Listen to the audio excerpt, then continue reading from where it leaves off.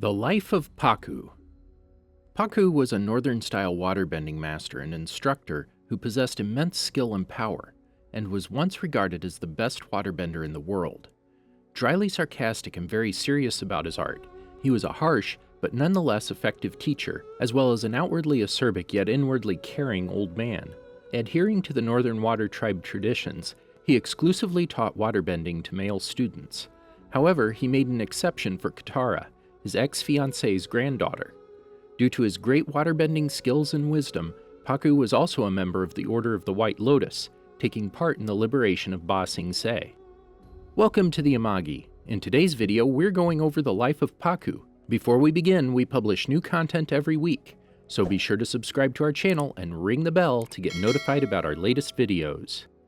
Early life. Born to a long line of waterbending masters, Pakku began training as a waterbender before he could stand, quickly advancing to become a master himself.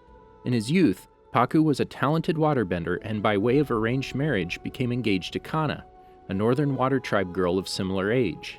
Even though it was an arranged marriage, Pakku genuinely loved Qel'a. However, she did not reciprocate his feelings, mostly due to his support of the tribe's patriarchal traditions. Unable to face her fate, Qel'a fled to the southern water tribe.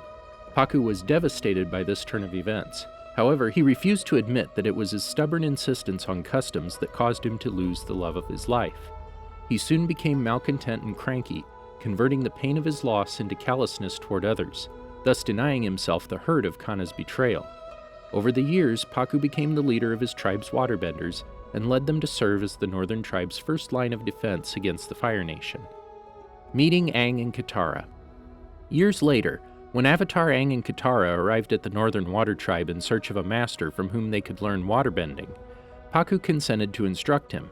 However, as per the tradition of the Northern Water Tribe that only men were allowed to learn combative waterbending, he rejected Katara as a pupil and sent her to learn healing instead.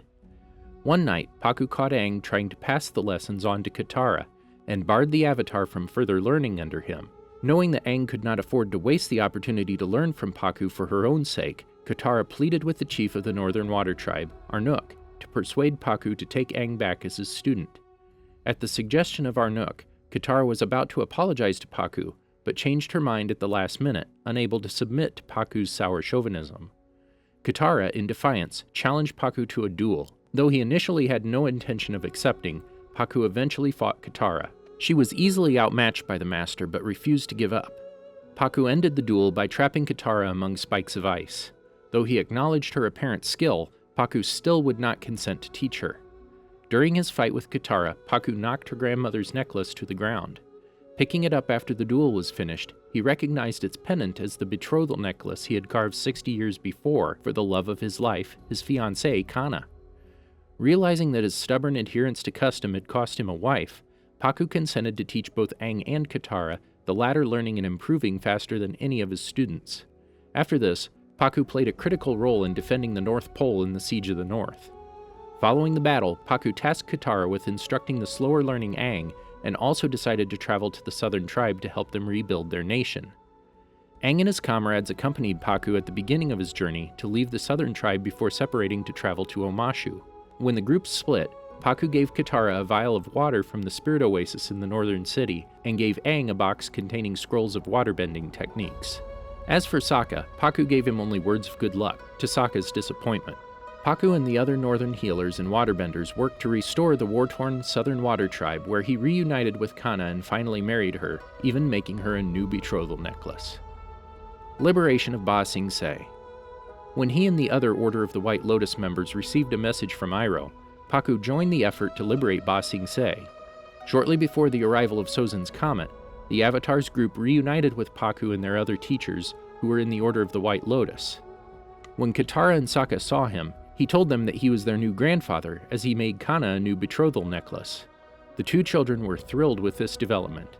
Sokka tried to find a nickname of his liking, considering Gramp and Grandpakku, much to Pakku's annoyance, but was unable to create a good one.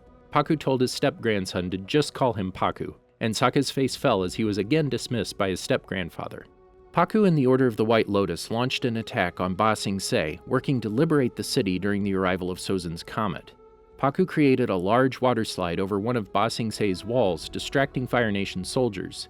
He subsequently froze the slide, trapping the soldiers and allowing himself and Piandao to slide into the city. He initially blocked a large fire blast, but the flames evaporated the water, leaving him unable to defend himself from a second blast. He was saved by the arrival of Zhang, who created a large wall of fire to dissipate the attack. Following the successful liberation, Pakku joined his allies and family at Zuko's coronation.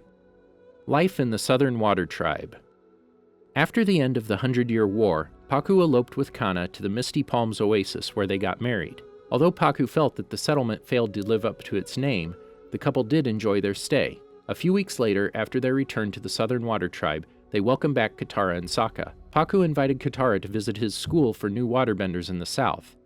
Sokka offered to provide his motivational bending with his students, despite Pakku's reminder that he was not a bender.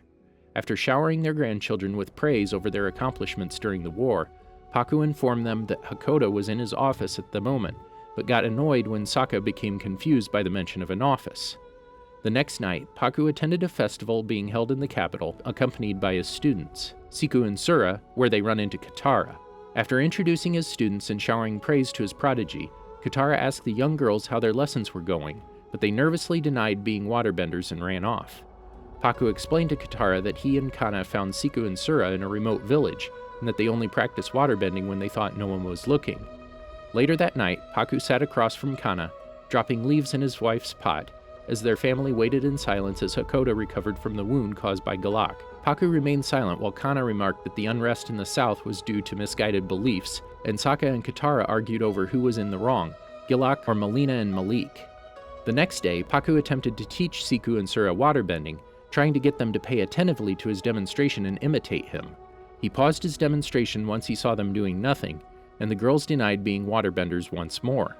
Frustrated with his lack of progress after 3 weeks of teaching, he introduced his students to his guests, Aang and Katara. The students were taken aback by the presence of the Avatar and his friend, and Katara managed to coax them into admitting they were waterbenders. Pakku interjected with annoyance when Siku and Sura referred to him as a cranky old man. However, the sisters turned upset, proclaiming that even the Avatar and his friend could not make them do anything they did not want to. Pakku's stepson arrived soon after his students departed, and the waterbending master formally welcomed the head chieftain to his school. Hakoda thanked Pakku for all he was doing for the South Pole, to which he unconfidently replied that he had built an empty school and frustrated a couple of children. Pakku thanked Aang and Katara for their help, and advised them to accompany Hakoda back home, while he vowed to keep trying with the children.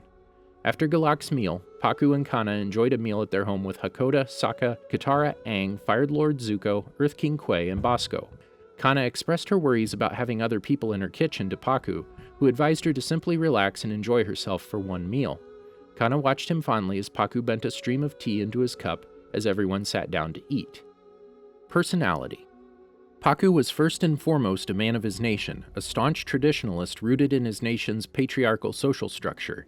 He could be sarcastic, bordering on snide, though also had a caring side to him as he bravely defended his tribe on the front lines, throwing himself into the thick of battle with little regard for his own life.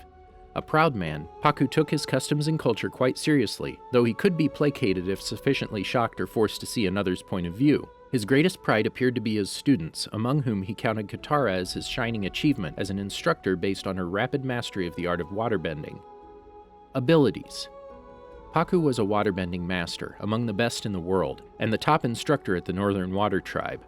During his duel with Katara, he created very large waves of water and ice, and eventually defeated the young waterbender by trapping her in ice spikes thrown down at her from the air, guiding each to perfectly trap her without hurting her.